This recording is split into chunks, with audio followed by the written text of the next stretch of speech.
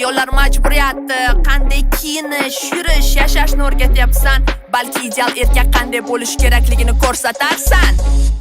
Xo'sh, soqoli bor xotinlar, ey erkak turkumini qotili.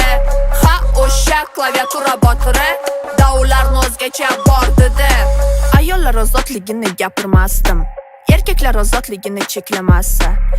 Bermoq, jon bermoq deyishardimi? Yo'q, erga tegmoq, jon bermoq.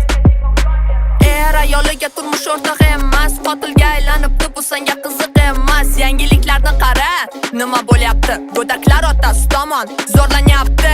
Chista tasodifan erkak bo'lib tug'ilganing ayollardan ustunsan degani emas.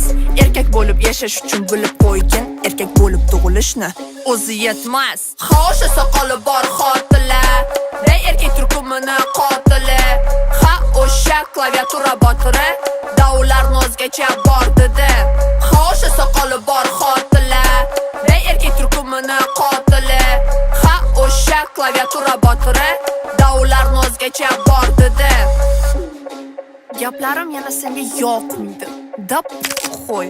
Fakt va argumentlar mani fohisha deysan. Dablay двойне qo'y. Lekin ko'zguga qara, fohisha bo'lish uchun ayol bo'lish shart emasligi isbotsan. Itin qo'y. Xo'sh, soqoli bor xotinlar, ey erkak turkumini qotili. Ha, o'sha klaviatura botiri, davlarni o'zgacha bordidi. Xo'sh, soqoli bor xotinlar, ey erkak turkumini qotili. Ha, o'sha klaviatura botiri, davlarni o'zgacha bordidi.